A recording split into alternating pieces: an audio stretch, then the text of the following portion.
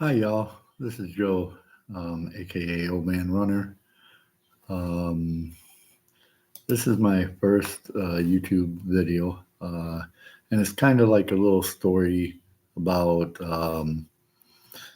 about my journey from having quadruple bypass open heart surgery um, in January on the 18th of this year, and where I'm at now.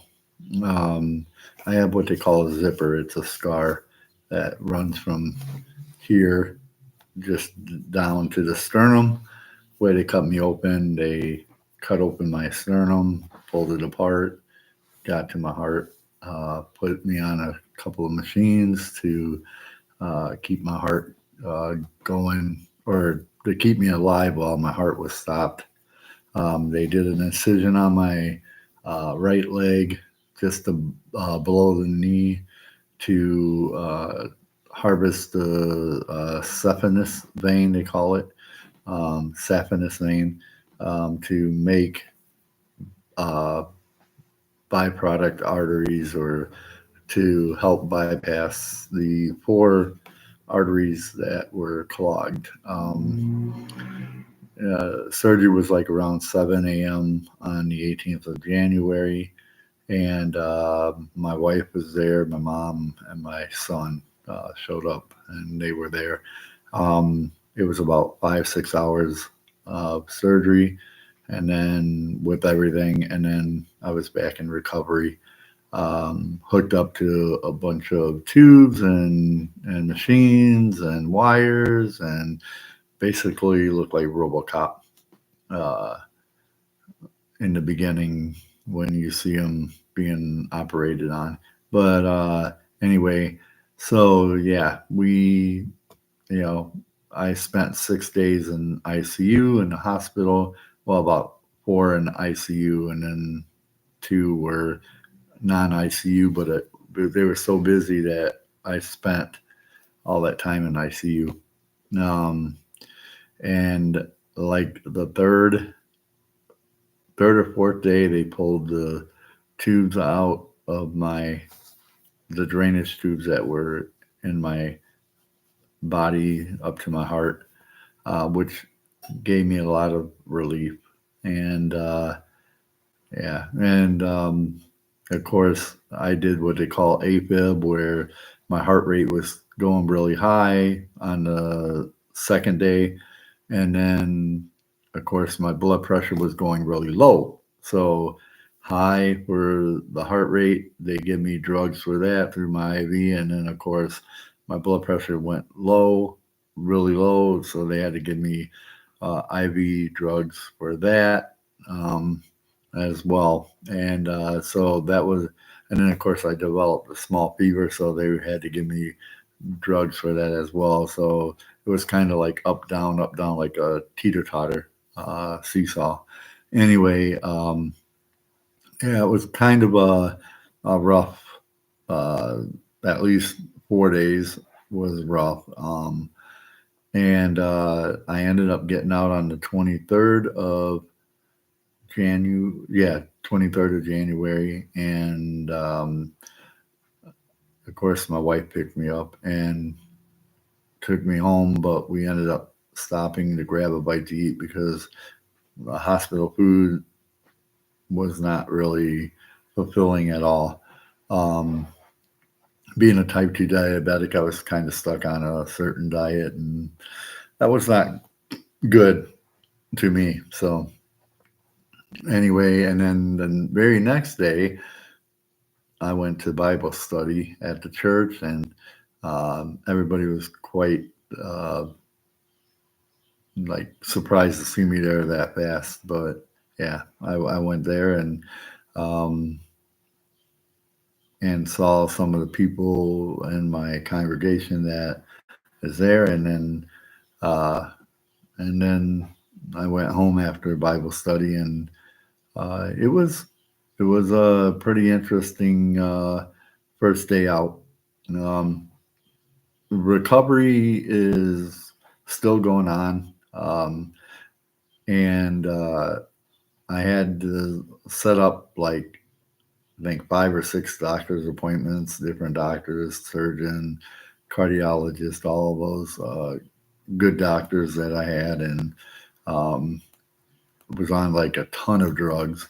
Um, and it's now less drugs, but still about 6 or 7 pills compared to the 11 or 12 I had to take. And then I went back to work on March 18th, well, March 21st, because the way my job is set up. And I've been going to work and working. I don't lift anything. I drive uh, forklift, so I don't have to do any lifting. But yeah, it was an interesting a couple months off, bored out of my skull, of course. But I give God the praise for uh, making getting me through the surgery, and of course making me be able to walk and do most of everything that I used to do. I really haven't done any running like I was before, but we'll get there. I got plans to run the Milwaukee Marathon next year, 2025, with a friend of mine who was my running partner before she moved um, 5 hours away. Um, so her and I are going to run it next year. Um, yep, Jenny Nelson, that's you. Anyway, so the recovery is going along smoothly. I have two doctor's appointments on Tuesday, and I have my echocardiogram on Monday. And the doctor's appointments, one is my family doctor in the morning, and then my cardiologist in the afternoon. Uh, so I still get to see doctors, and but they're getting far and few between because obviously my recovery is getting better, and I'm doing different things. I'm working with a small business place called Rely Local, where we help businesses, small business, like local small businesses, get uh, get notified of getting their information out there, and we help them get like noticed on the web and Facebook and everything else like that. And then, of course, um, I also have my job that I do, and that is a full time, 12 hours, 6 days, and then off for a week.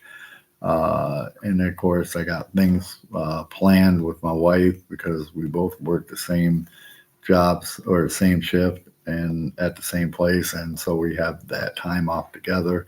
And it's I walk faster, I breathe better. I do actually do a little bit of jogging, but not, like I said, anywhere near what I was before yet. But I will get there. And so, yeah, it's it's going well. It's going good, and I'll definitely keep you guys updated on how things are going, especially after I talk to my cardiologist, see if my 10-pound lifting restriction is as off um, as of Tuesday when I see him, so I could start hitting the gym for upper body work instead of just doing my lower body. I am getting out there doing walks outside since it's getting nicer and uh, it's a little cooler. I went out for at 7 this morning, did a 3 mile walk, and then it was crisp and cool, but it was much needed, and that's exactly what I'm going to be doing. Um, Pretty much every day, I'm going to be out walking. and enjoying the weather and just enjoying God's creation. But God can heal, and I believe that my heart will be healed, and that God will heal it. And when I talked to my cardiologist on Tuesday, I believe that he'll be like, "Hey, you're good as new. Let's get you to do what you were doing before." And so I'm looking forward to that. And it's going to be a a road, but it's definitely worth you know being better, breathing better, walking better than it was right before. Before I found out I needed surgery, before they did the catheterization, um, I was training for the Chicago Marathon, running with a charity, and of course I couldn't run a mile, and I know I could run more than a mile. I ran a marathon, ran a couple half marathons, ran 5Ks, 10Ks, all that. So I knew I could run more than a mile, but when I couldn't run a mile and training to save my life because I had to stop halfway through and catch my breath, then I was like, well, something's going on. Found out that I had pneumonia, mild pneumonia, got that fluid drained out of my lungs, and then I just kept having this dry cough and shortness of breath and uh, angina, which is the pain in your heart, area, and um, and when I talked to the cardiologist, he's like, "Let's do a catheterization." We did the catheterization. They found 3 blocked arteries at 80%. But when he opened me up, he found a fourth one, and so we had to do a quadruple instead of a triple bypass. So I asked him if that fourth one was free because it was like a door prize, and he's like, "Yeah, no." So, um, but you know, they got it. They got it taken care of. They got the leaky valve taken care of, and it was definitely interesting. And of course, my mom said she asked me if I was afraid to die, and I said, "Why would I be afraid to die? I know where I'm going." But not only that, I would be out anyway. So if I were to die on the table, I would have been out and just would have never woke up. And so what's there to fear? I don't fear death. Not that I want to die like really soon, but I don't fear death. And because we're all gonna die, and I'm already working on the insurance policies for um, um, you know cremation, because obviously I'm not going to get buried, I'm going to get cremated. And of course, make sure the life insurance policies are good, um, and will be good uh, for my wife and my son uh, when I do pass. And it's you got to be prepared. It's something that a lot of people don't talk about. They don't want to do because they don't want to think about death. But when you're having major surgery like I did, you it kind of reconnects your brain to go, hey, I need to get this taken care of, because anything can happen. And obviously, if something bad would have happened, and I would have been put on life support or whatever, you know, you want your loved ones to know your wishes so that they don't have to think about it. and they don't have to um, come up with a solution when when they're grieving, and you've already come up with that solution. So um, of course with their blessings, obviously, but um, it's just one of those things you got to think about. And I'm you know and of course it's something that has crossed my mind many times due to the fact that um, this was a major surgery. uh, Even though the success rate for bypasses are like 98%, and most of the people in my rehab are in their like 80s and late 70s, early 80s, late 80s, and they're retired, they don't work, and of course, here I am, I'm 52 now, but I was 51 when the surgery was done, you know, and I work and was worried about missing the work. And, of course, my wife covered that, so I didn't have to worry about it. But anyway, um, yeah, you start thinking about stuff like that. And it's one of those things you just want to, keep in mind, and you just want to get everything ready in case, because we never know if today's our last day. Every day I wake up, I open my eyes, I thank God for another day, and nothing's bad to me. Like, I don't get upset, I don't get angry, I don't hate the world. Um, and I think, we all should be that way, because the minute you wake up, it's a brand new glorious day, and and thank God for another day uh, to live. So let's praise God the way that He should be praised, and let's honor Him, and let's worship Him, and trust me. I mean, you really start taking a look at your life when you got to go through something that could easily kill you. I mean, I didn't have a heart attack, but I could have had a heart attack at any time. And my biggest fear at the point was having a heart attack at work and laying on our dirty floor.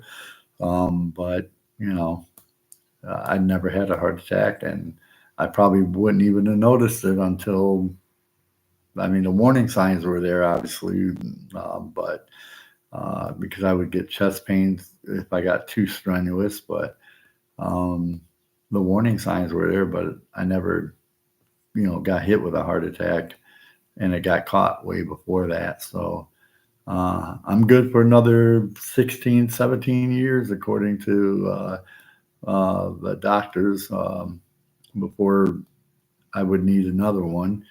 But you know, I'm on the promises that God's healing my heart, and I won't need to ever have to worry about doing another bypass surgery uh, or anything. That everything will come out spick and span as far as my heart goes, and my body, and and my diabetes is getting taken care of now, and um, I'm getting on the right track of health that I, I should have worried about before, but never did. And now I'm on that right track. So you guys have a great day. Thanks for listening, and I will chat with you soon.